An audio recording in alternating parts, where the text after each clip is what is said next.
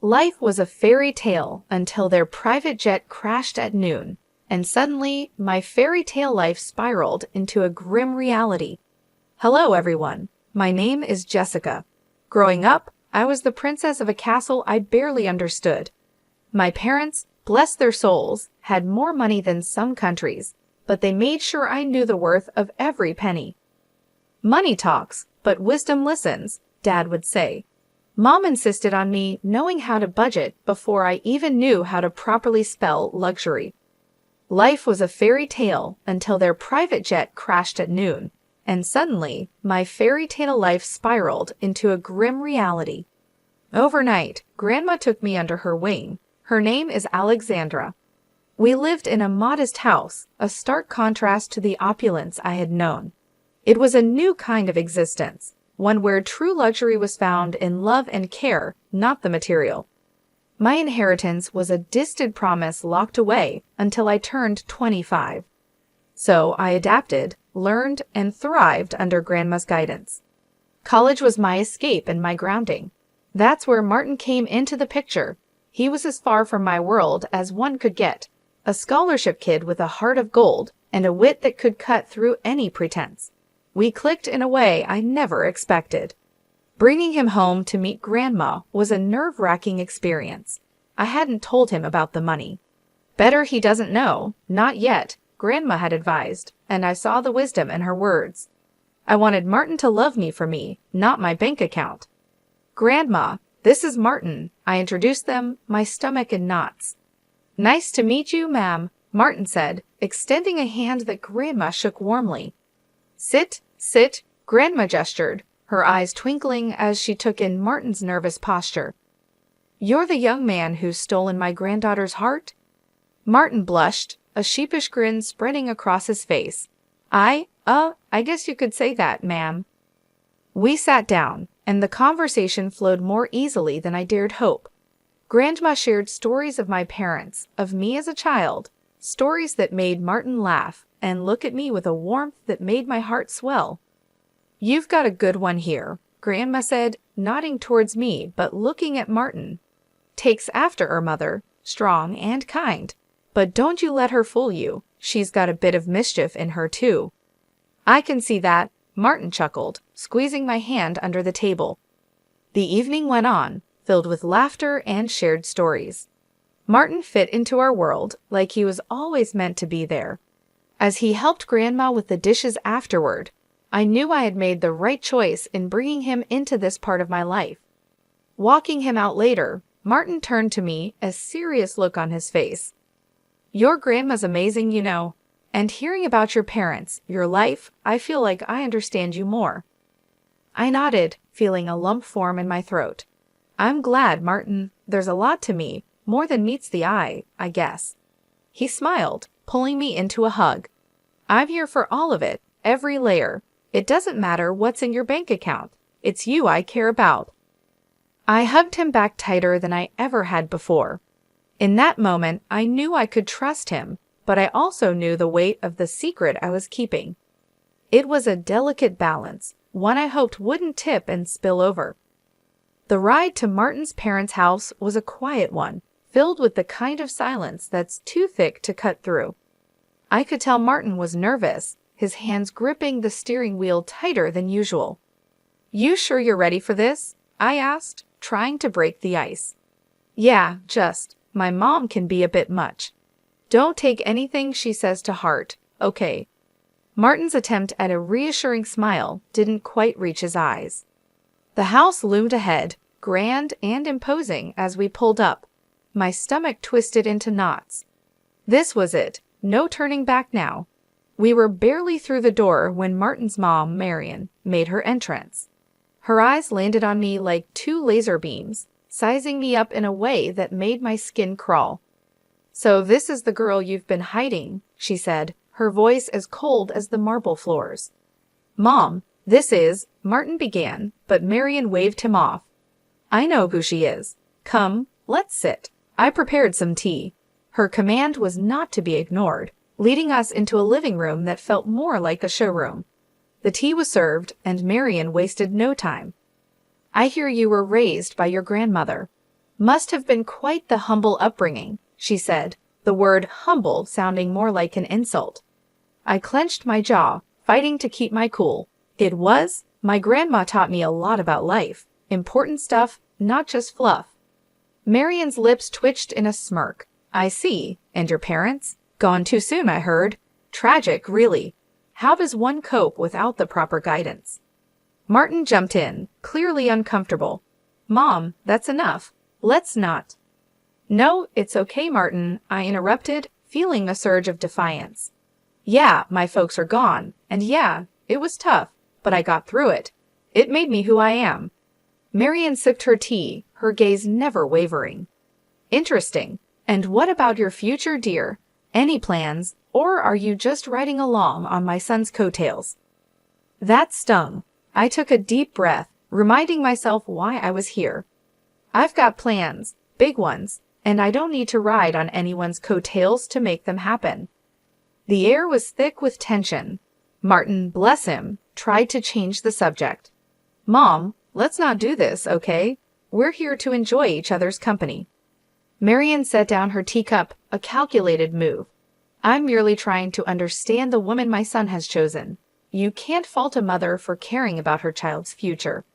The back and forth felt endless, a verbal tug-of-war where no one was winning. Just when I thought I couldn't take any more, Martin's sister Emily made her entrance. Her eyes were curious but held an edge of judgment that matched her mother's. So you're the famous girlfriend. Heard a lot about you. Not all good, I might add, Emily said, her voice dripping with disdain. I was about to snap back. When Martin stood up, he said, That's enough, both of you. We came here in good faith to share a part of our lives with you. If that's not something you can respect, then maybe we should leave. The rest of the visit was awkward, to say the least. Conversations felt forced, every laugh a little too loud, but Martin held my hand under the table, a silent promise that we were in this together. As we left, I couldn't help but feel a mix of relief and frustration.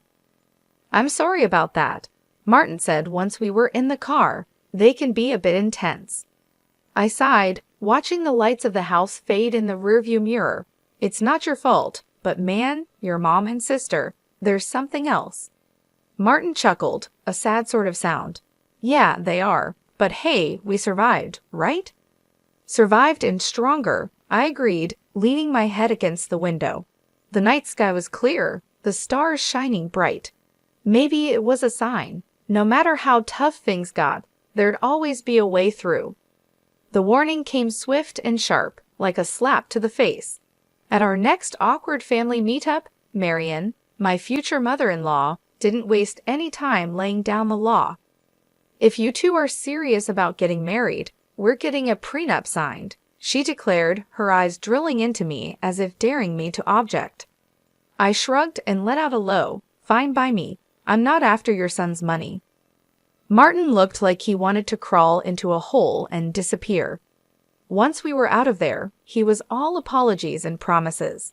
My mom won't get in our way. I promise we'll be happy, he said, his eyes pleading for me to believe him. The wedding planning sailed smoothly enough, but the big day itself, that's when the storm hit. Emily, the sister and in-law-to-be, got soused beyond belief and decided it was showtime. In the middle of our reception, she staggered up, glass in hand, and slurred out accusations loud enough for the back row to hear. This one's a gold digger, doesn't know the first thing about our kind of life. Illiterate, trying to snag my brother's cash. After that, there were other antics, molesting guests, and other things that are not customary to talk about in decent society. I felt my face flush hot with anger and humiliation. Without a second thought, I pulled out my phone and called the cops. This drama needed an audience, and I wasn't about to let Emily's performance go unchecked. The aftermath was a hurricane of accusations and threats. Marian vowed revenge for the disgrace I'd brought upon their family. You've made a mockery of us. The press will have a field day with my daughter's antics, thanks to you. Martin was torn, trying to play peacemaker in a war that had no room for neutrality. I saw the strain in his eyes, the way his shoulders sagged under the weight of his family's drama and his desire to keep us afloat. But I stood my ground, my resolve hardening. This wasn't just about me anymore. It was about drawing a line, about not letting wealth or the lack thereof dictate how I was treated. As the dust settled and the night grew quiet, Martin and I sat amidst the wreckage of what was supposed to be our happiest day. "I'm sorry," he whispered, his voice heavy with unshed tears. "I never wanted any of this." I took his hand, feeling the rough edges of our new reality. "We'll get through this, but things need to change, starting with setting boundaries with your family." The vow we made that night wasn't just about staying together. It was about fighting for the respect we deserved, about not letting old money or old grudges define our future. 2 years slipped by since we said, "I do," and those vows felt heavier every day. Marian practically vanished from our lives, and honestly, I didn't miss her one bit. But it wasn't just her absence that marked those years. It was Martin's changing attitude that really drove the wedge between us. He'd come home late, if at all, muttering excuses about work that didn't quite add up. The warmth we once shared cooled into courtesy, and then even that faded. The tipping point came one night when he threw his jacket on the chair like it had personally offended him and said something I never thought I'd hear. "You know, I could have done better. Married someone with a bit more class, more in line with my circle." His words stung like a slap. I stood there, gum-smacked, wanting to scream, to tell him about the fortune that was mine. But Grandma's voice echoed in my head, advising patience to see Martin for who he truly was. So I swallowed the truth and the hurt, biting back tears. I thought maybe, just maybe, if we had a child, it might bridge the gap between us, remind him of the love that brought us together. "Martin, don't you think it's time we thought about having a baby? It could bring us closer," I ventured one evening, hoping to spark something of the man I fell in love with. His reaction was like a cold shower. "A baby now? Don't be ridiculous. We're not ready for that, not by a long shot." That conversation shut me down. It wasn't just the refusal, it was the disdain, the way he made it clear that what I wanted, what I thought could save us, was nothing but a foolish fantasy. Days turned into weeks, and those weeks into months of silence, of living side by side, but not together. Each rude remark, every late night, added another brick to the wall between us. I confided in Grandma, poured my heart out over cups of tea that had gone cold before I could finish them. "He's not the man I married, Grandma. I don't know if he ever was." She listened, her eyes sad but understanding. "You can't make someone be who you want them to be, darling. Sometimes we see what we want to see until we can't ignore the truth any longer." Her words, though heavy, carried a sliver of relief. I wasn't crazy. I wasn't asking for too much. I just wanted a partner, someone who saw me as an equal, who respected me. But as the days passed, it became clearer that wasn't who Martin was, not anymore, if he ever had been. The idea of leaving crossed my mind more times than I cared to admit. But every time it did, I pushed it away, hoping against hope that something would change, that the man I loved would find his way back to me. The vibe was set for a killer party. I'd gone all out for Martin's birthday bash, hoping to bring back a spark into what had turned into a pretty mundane marriage. No expense was spared, and the guest list was a who's who of our closest pals. Notably missing from the invite list were Marian and Emily, my mother-in-law and sister-in-law. Their drama was the last thing I needed ruining the night. Martin was in high spirits, soaking in the adoration and well wishes from everyone. For a moment, it felt like we were back in the honeymoon phase, all laughter and inside jokes. But that bubble burst the second Marian and Emily crashed the party, uninvited but clearly expecting to be welcomed. Turns out, Martin had gone behind my back and invited them, hoping to avoid any family fallout. Their presence turned the atmosphere tense. Emily, in true form, made a beeline for the booze, dressed in an outfit that screamed, "Look at me," and not in a good way. Glorious remarks flew under the radar, each one a veiled jab at me or our marriage. As the night wore on, Emily's antics escalated, fueled by champagne and a need to be the center of attention. She started a rant about me not fitting into their family, how I was unworthy of their name. It was a mess, and Martin was nowhere to be found, too busy playing the good son to notice the circus unfolding.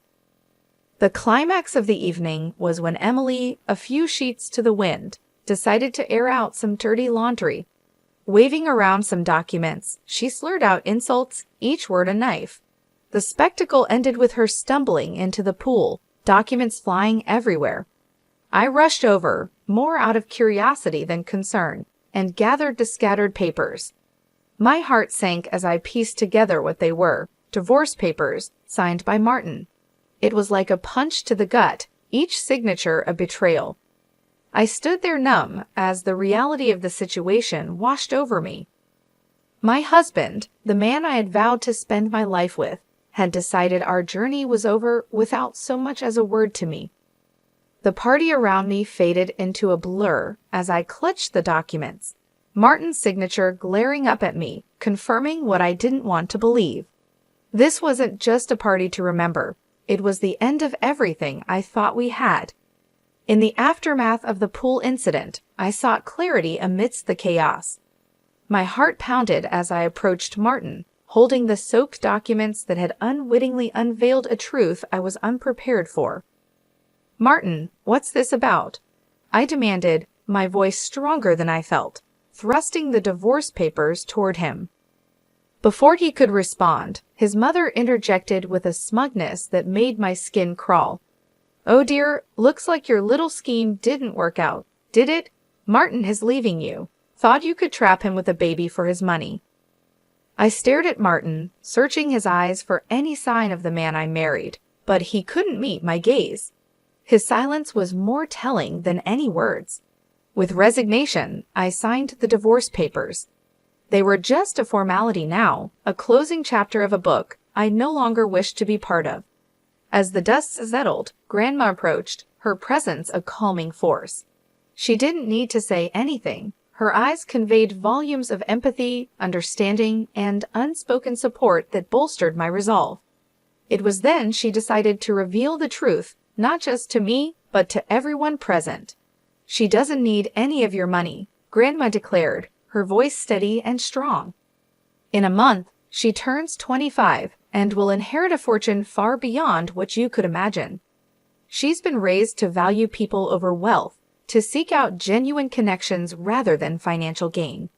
The room fell silent, the weight of her words hanging in the air. Marian's face morphed from smugness to shock, then to a desperate kind of greed as she quickly began backpedaling, her apologies as transparent as they were insincere. Martin, too, seemed suddenly eager to rewrite the narrative, insisting his intentions were never to hurt me, that he was merely influenced by his mother. But it was too late. The veil had been lifted, revealing the stark reality of our relationship and the motivations behind it. I met their apologies with a quiet smile, not out of forgiveness, but out of an inner peace that came from understanding my worth independent of the wealth that awaited me. "You've shown me your true colors," I said, my voice imbued with newfound strength. "As for surprises, well, I prepared another one for you." At that moment, a loud honk echoed through the tension. Outside, a sleek luxury car rolled up to the gate, the one I had secretly bought for Martin as a surprise. The irony wasn't lost on me. I couldn't help but laugh bitterly as I excused myself, stepping outside to confront the final act of this drama. There it was, the epitome of luxury on 4 wheels, a symbol of the love I thought we shared. Now just another piece in the game of pretense and betrayal. Without a second thought, I slid into the driver's seat, the leather cool and unyielding beneath me, much like my resolve. Grandma, ever my rock, joined me, her presence a silent testament to the strength and dignity that ran in our blood. Turning to face the house, I saw Martin and his mother at the door, their expressions a mix of confusion and awe. "Everything from now on goes through my lawyer," I called out to them, my voice clear and devoid of the warmth it once carried. "And don't worry about my stuff. I'll have a courier pick it up." Their faces, once smug and self-assured, now painted a picture of realization and loss, not just of the wealth coveted, but of the person they underestimated. With that, I turned the key, the car's engine purring to life, a sweet sound that promised freedom and new beginnings. Grandma and I shared a look, a silent agreement that this was the first step toward a future unburdened by deceit and manipulation. After the revelations and dramatic exits, the air seemed clearer, as if the truth had not only unveiled the greed and deceit, but also cleansed the path ahead. It wasn't long before the first test of my newfound resolve came knocking, or rather, calling. The phone rang, its shrill tone slicing through the calm like a knife. On the other end was none other than Emily, her voice dripping with an unfamiliar sweetness. "Hey, I just wanted to, clear the air between us. We're practically the same age, right? We could be friends." I couldn't help but let out a short, disbelieving laugh. The contrast between this sugary tone and her usual disdain was stark. "Friends?" I echoed, the word feeling foreign. "You mean like how friends don't badmouth each other at parties or try to humiliate them in front of everyone?" There was a pause, a moment where I imagined I could hear the cogs turning in her head as she searched for a response. "Well, water under the bridge and all that," she attempted feebly. "Water into the pool, you mean?" I shot back, unable to resist the jab. The silence that followed was telling. It was clear that my refusal to play along had derailed her plans. "Fine, be that way," she snapped, her veneer of niceness crumbling away. "You'll regret this." I hung up, feeling a mix of amusement and sadness. It was a stark reminder of the facades people wear and the lengths they'll go to when faced with the consequences of their actions. The temptation to retaliate was there, and I acted on it. In the back of my mind, I posted a video on social media of her falling into the pool. It went viral like wildfire. Within an hour, 1,000 people had liked it. My sister-in-law was internet famous. She tried to call me, demanding I take it down, but I just blocked her. I was done with her fake sweetness and her nasty attitude. A week after that, my phone rang with a number I knew all too well. It was Marian, her voice unnaturally sweet, offering an olive branch she hoped I'd grasp. "Let's put the past behind us for Martin's sake. Can't we reconcile?" she suggested, as if the wounds were mere scratches that could heal with a band-aid of words. "No, Marian, that ship has sailed," I replied, firm but not unkind. There was no anger in my voice, just a resolute peace. "I wish Martin well, but our paths are diverging. I'm looking forward, not back." Not long after, Martin made his own attempts at a reunion. One morning, I found a bouquet of flowers at my doorstep, the card bearing a simple "I'm sorry. Please come back" message. The sight of them sparked more anger than affection. Without a second thought, I tossed them into the trash. His efforts didn't stop there. He tried to visit, showing up unannounced with the hope of talking things through. But I wasn't the same person he left behind. His presence, once a source of comfort, now felt like an intrusion. One evening, as he made yet another uninvited appearance, I met him at the door with a resolve as hard as steel. "If you don't stop this, I'm going to the police," I warned, my voice steady and firm. "Your apologies can't undo what's been done. It's over, Martin, really over." The gravity of my words finally seemed to reach him. His shoulders slumped, and with a final lingering look, he turned and walked away. That was the last I saw of him. In the time that followed, I threw myself into charity work. It became my passion, my purpose. Helping those truly in need, connecting with people who valued kindness over wealth, brought me a joy I hadn't known was missing. Living with Grandma, I found peace in our quiet routine. We'd sit and plan our next project, our next way to make a difference. It was during these moments I realized this was where I was meant to be. I had no illusions about the road ahead. It would be fraught with challenges, perhaps even heartache. But I also knew it would be filled with joy, with moments of unbridled happiness, and the kind of love that enriches the soul.